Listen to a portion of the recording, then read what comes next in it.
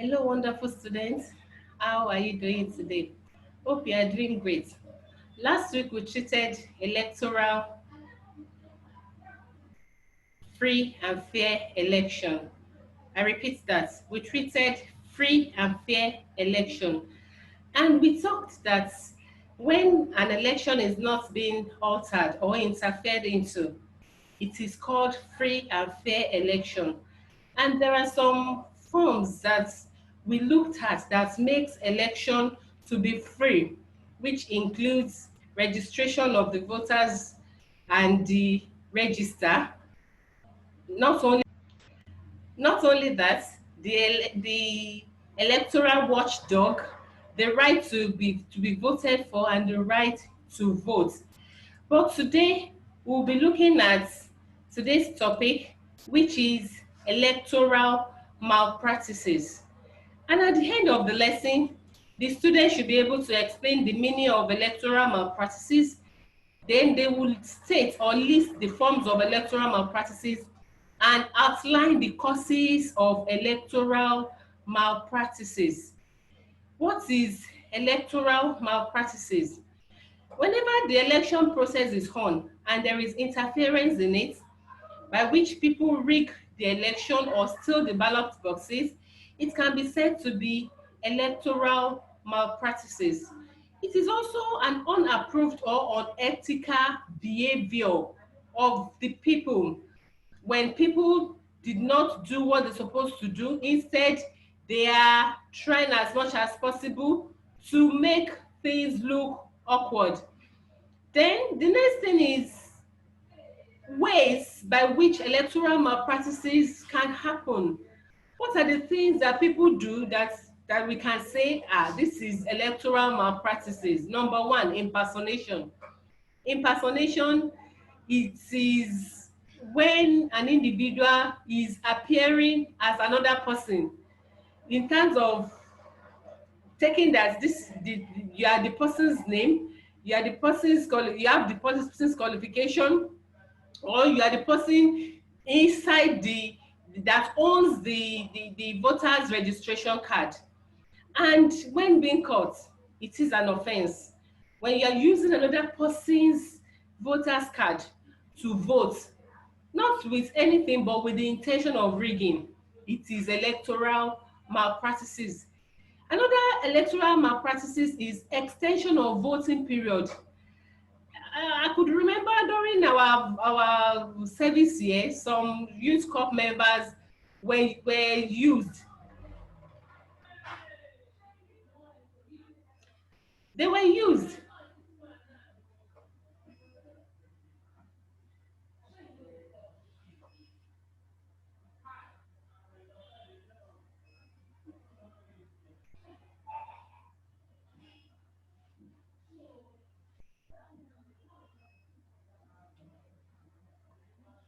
Welcome back.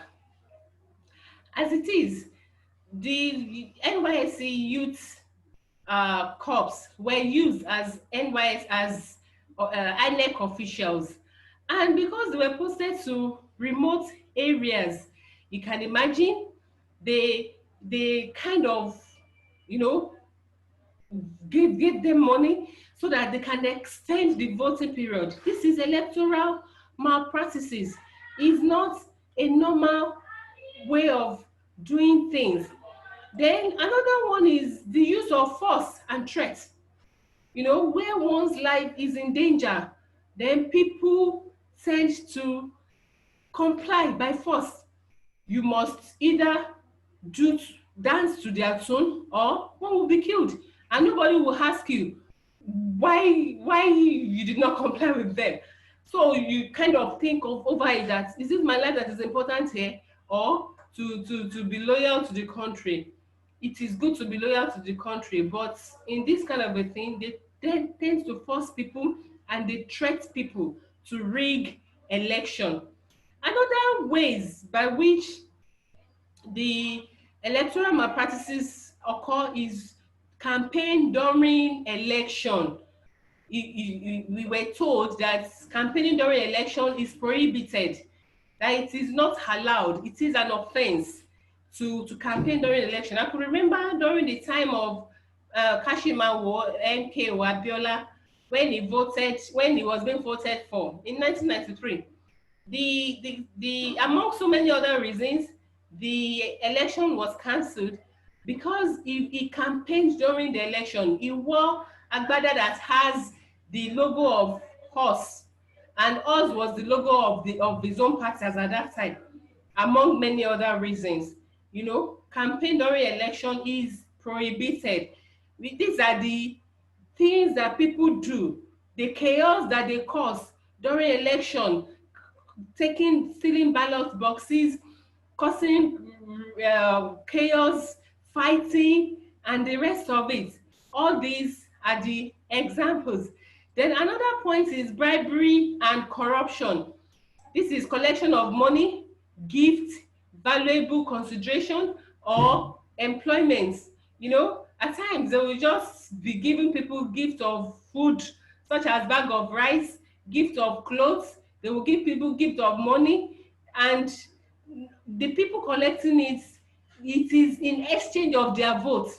Now, when they collect such, they forget that when that person is being voted into power, the first thing he will run after is to get his money back to his pockets, before he will even discharge or deliver any manifestos that he had promised to them.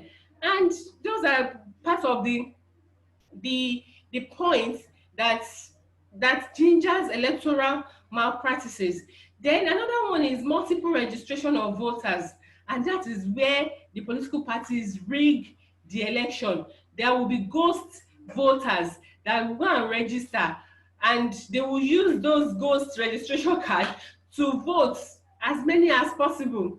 One person can have 10 voters cards. They will just be thumb printing and just submit ballot paper like that. Those are the forms of electoral malpractices. It is good for us to know the causes of electoral malpractices. Why do people jump at some offer to give their votes? Number one, poverty. Because majority of the voters did not have money. They don't have what they are doing for living, no means of living. The economy is bad. The condition people are living is so poor. When somebody comes and offer them money, they jump at it. When somebody comes and offer them gifts, they really jump at it. They will even be fighting over it. Poverty causes electoral malpractices, and because they have been given something, they too will want to do their own part to give them back their vote, not knowing that the person that they are voting into power will not deliver what he promised in the manifesto, but siphon the money into his pocket. Another thing is illiteracy. Some of the voters, they are not literate. They don't know their rights. They don't know that their vote is their right. They don't know that they can participate in governance, and they don't know that by voting the right person in, it will bring development to them and the nation as a whole. They tend to look for what they will eat immediately, not minding the future. They tend to sell their future with the exchange of bag of rice or clothes or money. They sell their vote cheaply for money and gifts, or the promise of giving them employment and so many other things at the expense of their future. That is another causes of electoral malpractices. Judiciary and security is another cause of malpractices. At a particular point in time, judiciary is still being fight for to stand independently, because the executive can easily manipulate the judiciary, whereby there is corruption, there is poor funding, there is poor training of the judicial officials, and this will not allow judiciary to function. When electoral malpractices is being charged to court, the people at the top, the executives at the top, can easily maneuver or manipulate the judge. Meanwhile, they will now be adjourning the date, the term for election is 4 years, and they might use the judge the court's injunctions for like 3 years, that the person that they're even fighting that is not qualified to be on the post must have used 3 years out of 4 years. So election petitions, they are intentionally dragged at the judiciary, that really may cause electoral malpractices. Then another point is financial inducement of political violence. Some political parties and their candidates, they tend to give some touts money. They will buy them ammunition, they will buy them guns, machetes, and so many things that is harmful to the society, to cause chaos, to cause fights, to cause political violence, that will not even be okay for the country even after the election had come and gone. That's what's another cause of electoral malpractices. All those ammunitions bought for the touts cannot be recovered at the end of the day, and this cause it increased bribery and corruption. They are unable to meet up with the promises they made to the public, so they will cause chaos, they will cause political violence, that at the end of the day there will be electoral malpractices. Another point is this,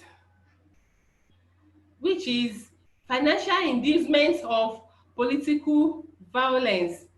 Then selfish on the part of the politician, selfishness on the part of the politician. They don't, it's not that they have passion for the country, it's not that they have love for the country. What they want is to siphon the money. They are not interested in in the development of the country. What they are interested in is to get money at all costs. And another cause of electoral malpractices is on the part of the electoral bodies, which is poor and weak preparation for election. All the electoral uh, the things that they need to do election, to prepare for election, such as the ballot papers, the ballot boxes, the security, ensuring adequate registration, and training for the officials. All these are not being properly put in place.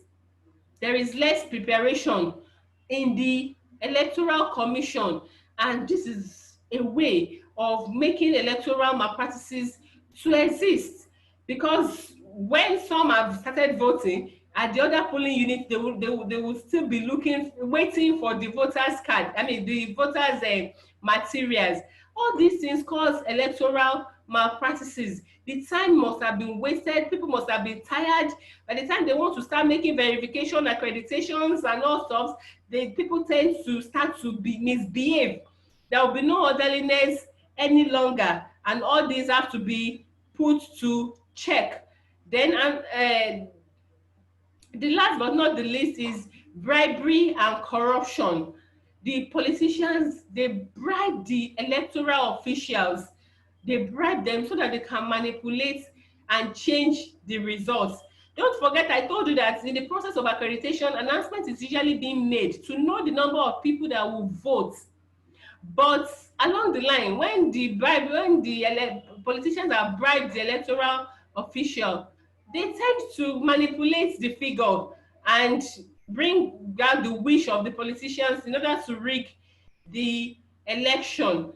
So we have come to the end of the lesson today, but before we close, it is important for us to see what we have done again. The topic was electoral malpractices, and we said interference in the electoral process, so in order to have the outcome that is not free and fair, is called electoral malpractices. When we have unapproved or unethical behavior, it's called electoral malpractices. And the ways by which people do electoral malpractices includes impersonation, when people are pretending to be another person, using another person's identity, using another person's data. It is electoral malpractices. Extension of voting period, and by threatening people and forcing them to do their will, is also electoral malpractices. Then the campaign during election, is electoral malpractices. Bribery and corruption is electoral malpractices. Multiple registration of voters is electoral malpractices as well. Then we have causes of electoral malpractices. Number one, poverty. People that don't have money, when they dash them money free of charge, they will jump at it. And is it not the vote? Even if we voted in the first instance, does it count? That makes people not to even want to go and vote in the first instance. And the illiteracy, majority don't know their rights. They don't know that they participate in governance. They don't know that by voting the right person in, they are securing their future. And the judiciary as well, they intentionally drag the petition issues, and with the influence of the executives, because they are not having independence of judiciary, electoral malpractices is being encouraged. Then the next one is the financial inducement of political violence, whereby ammunition, guns, machetes, the other materials that are so harmful are being bought for the tout to cause chaos. And with the selfishness of the politicians, they don't have the love of the country. They are dishonest. They believe on their godfathers. They kind of just coming in for their own pocket's sake. All these things, they cause electoral malpractices. And there is another point, which is poor and weak preparation for election on the part of the electoral bodies, which is the INEC.